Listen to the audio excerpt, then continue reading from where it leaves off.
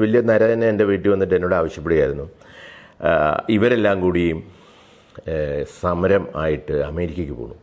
സമരം പ്രഖ്യാപിച്ചിട്ടില്ല, പക്ഷേ ഷോ നടത്താൻ പോകണു. കംപ്ലീറ്റ് താരങ്ങളും എൻ ബ്ലോക്കിനെ തൂക്കിപ്പെറുക്കി അമേരിക്കയ്ക്ക് കൊണ്ടുപോകണു.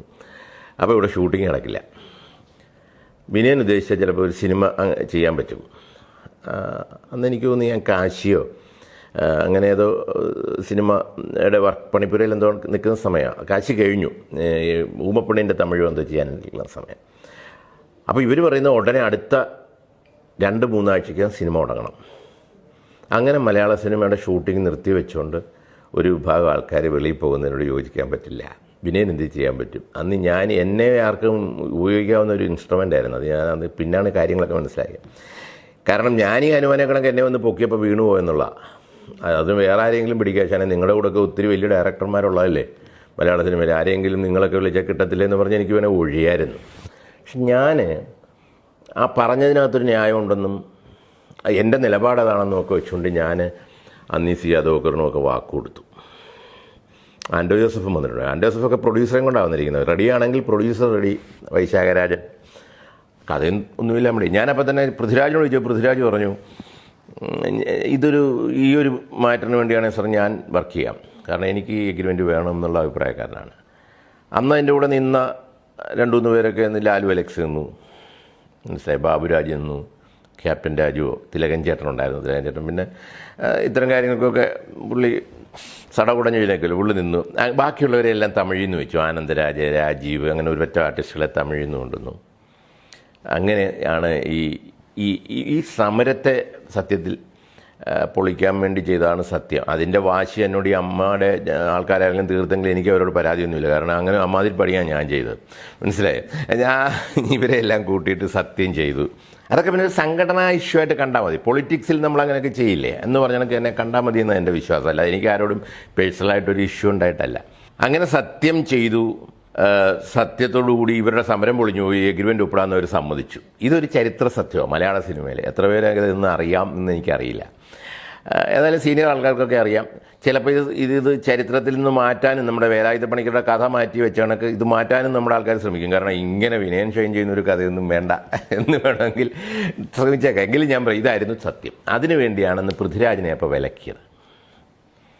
ബാക്കി എല്ലാവരും മാപ്പ് പറഞ്ഞ് കയറിയും തോന്നുന്നു. ആരാണ്ടൊക്കെ വാശിക്കൊക്കെ നിന്നു. ബാബുരാജൊക്കെ കുറച്ചൊക്കെ പിടിച്ചെന്ന് തോന്നുന്നു. എന്നാൽ ഇവരൊക്കെ അവസാനം വന്നിട്ട് തിലകൻ ചേട്ടൻ്റെ പിന്നെ മാപ്പൊന്നും കിട്ടത്തില്ലെന്ന് അവർക്കറിയാം. ബാക്കി എല്ലാവരും മാപ്പ് പറഞ്ഞു കയറി. പൃഥ്വിരാജ് കയറിയില്ല. അങ്ങനെയാണ് പൃഥ്വിരാജനൊരു വിലക്ക് അന്ന് വന്നത്. ആ വിലക്ക് എന്താ പറയുക, മാറ്റിയതും ഞാനാണ്. അതായത് അത് കഴിഞ്ഞിട്ട് അത്ഭുതദ്വീപ് എന്നുള്ള ചിത്രം ചെയ്യുമ്പം പൃഥ്വിരാജിൻ്റെ വിലക്കിൻ്റെ സമയത്ത് ഞാൻ ഇപ്പോഴും ആലോചിക്കുന്നു. അതിൻ്റെ എഗ്രിമെൻറ്റ് ജഗദീഷിനെ കൊണ്ടൊക്കെ ഇടിക്കാനായിട്ട്. അതിനകത്ത് പക്രുവാണ് ചെറിയ പൊക്കം കുറഞ്ഞവരുടെ നായകനെങ്കിൽ ഇവർ 4 പേരുണ്ടായിരുന്നല്ലോ.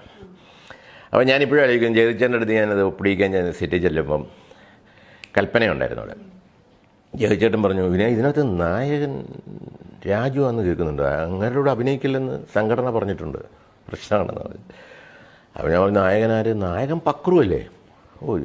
രാജുവിനെ ഒന്നും നമ്മൾ ചിന്തിച്ചിട്ട് പോയില്ല എന്ന് പറഞ്ഞു.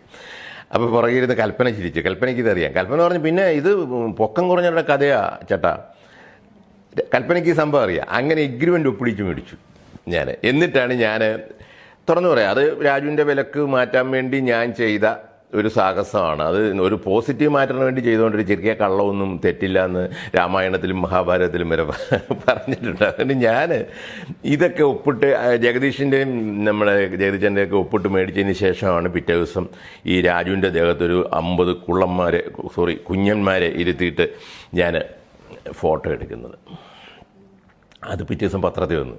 എനിക്ക് തോന്നുന്നു ജഗദീശൻ്റെ ഉള്ളിലും അറിയാമായിരുന്നു, എന്നോട് ചോദിച്ചെങ്കിലും അറിയാമായിരിക്കാം പുള്ളിക്ക്. അങ്ങനെ ഈ പടം വന്നതോടുകൂടിയാണ് സത്യത്തിൽ ഈ പൃഥ്വിരാജിൻ്റെ പേരിലുള്ള വിലക്ക് നീങ്ങി. അത് മല്ലി ചേച്ചി പരസ്യമായിട്ട് പ്രസംഗിച്ചിട്ടൊക്കെയാണ്. മല്ലി ചേച്ചിയുടെ ക്ലിപ്സൊക്കെ വന്നിട്ടുണ്ട് കാര്യത്തിൽ. അത് എന്നെ സാർ ഇത് വലിയ കാര്യമാണെന്നൊക്കെ പറഞ്ഞ് മല്ലി ചേച്ചി പറഞ്ഞിട്ടുണ്ട്. ഇതൊന്നും ഒരു കാര്യമില്ല. പക്ഷേ ഇൻഡസ്ട്രിയിൽ നമ്മൾ ജീവിക്കുമ്പോഴും നമുക്ക് ചില നിലപാടുകൾ മനസ്സിലായി. നമ്മളൊരു അടിമക്കണക്ക് നമുക്ക് ഒരു പടം കിട്ടിയാൽ എന്തും ഞാൻ ചെയ്യാം, അല്ലെങ്കിൽ ഗുരു അല്ലെ ഒരു ഡേറ്റ് കിട്ടിയാൽ അങ്ങൻ്റെ ദൈവമാണെന്നൊന്നും പറയാനൊന്നും നമ്മൾ അങ്ങനെ ഒരു നമുക്കെല്ലാവരോടും സ്നേഹമാണ്, ബഹുമാനമാണ്. പക്ഷെ നമുക്ക് ചില നിലപാടുകളുണ്ട്. അങ്ങനെയാണ് ഇപ്പോൾ ചിത്ര ചോദിച്ച ആ ഒരു സംശയത്തിന് മറുപടി ഞാൻ പറഞ്ഞതേ ഉള്ളൂ.